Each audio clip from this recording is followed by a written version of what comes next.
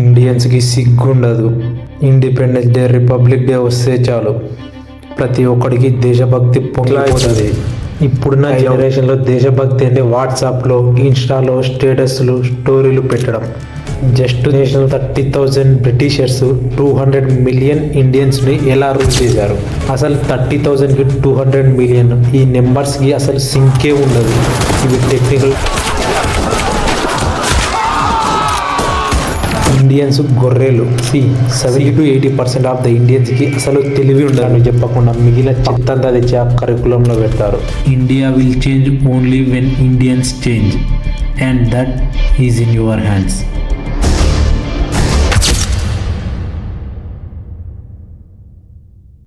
ఇండియన్స్కి సిగ్గుండదు.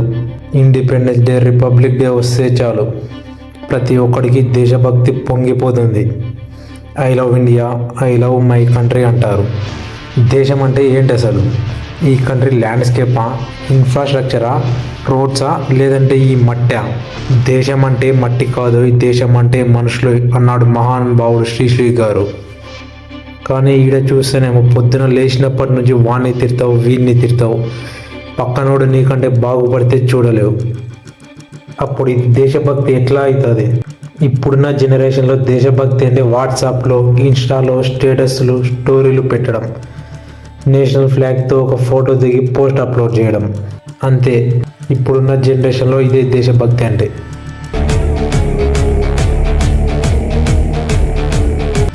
Just 30,000 Britishers 200 million ఇండియన్స్ని ఎలా rule చేశారు? అసలు 30,000కి 200 మిలియన్ ఈ నెంబర్స్కి అసలు సింకే ఉండదు. ఇవి టెక్నికల్ టర్మ్స్లో చూసుకున్న 3:1.4 lakh రేషియోలో వస్తుంది, which is technically impossible. But Britishers దీన్ని పాసిబుల్ చేసి చూపించారు. ఎలా? ఒక్కడిని కాల్చితే మిగిలిన 100 మంది భయపడతారు అనే నమ్మకంతో, అండ్ దాన్ని ప్రూవ్ చేశారు కూడా.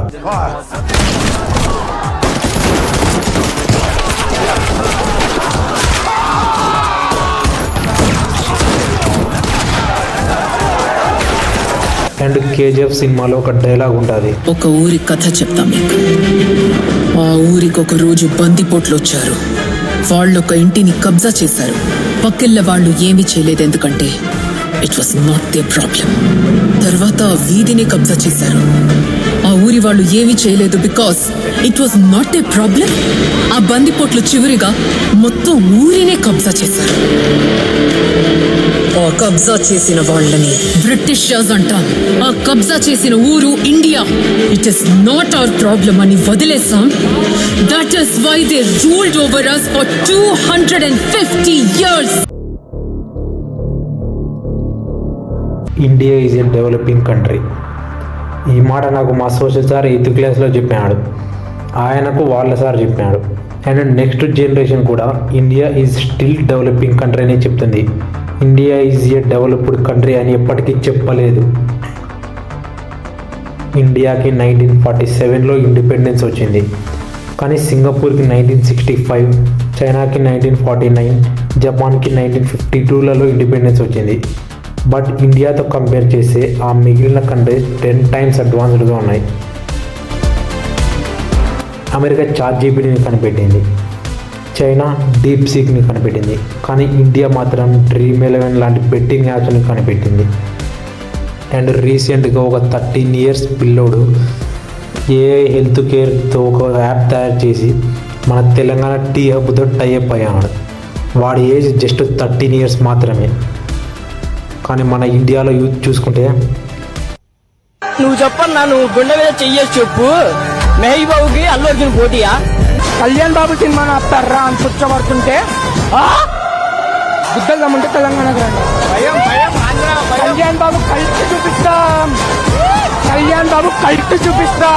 ఇది ఇండియన్ యూత్ పరిస్థితి.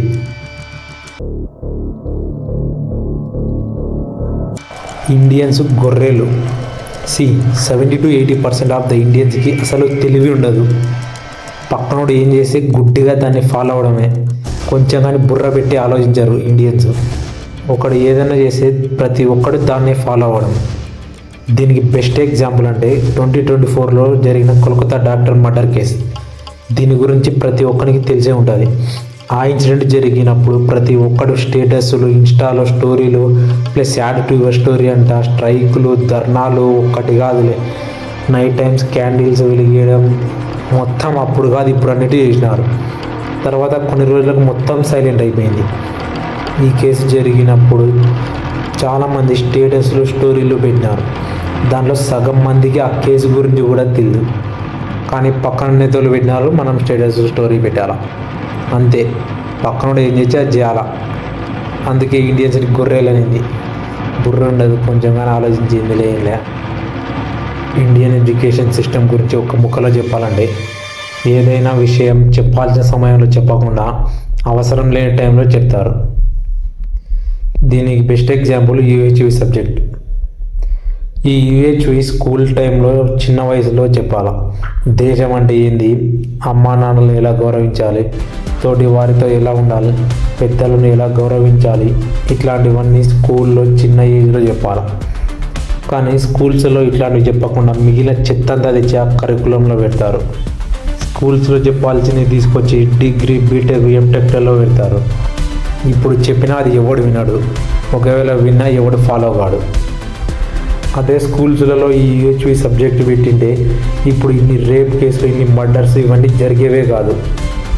అట్లా ఏదైనా కానీ చెప్పాల్సిన టైంలోనే చెప్పాలా. కృష్ణుడు అర్జునుడికి యుద్ధ భూమిలోని గీతను ఎందుకు బోధించాడు? ఖాళీగా ఉన్నప్పుడు కబుర్లు చెప్పుకుంటూ బోధించవచ్చు కదా.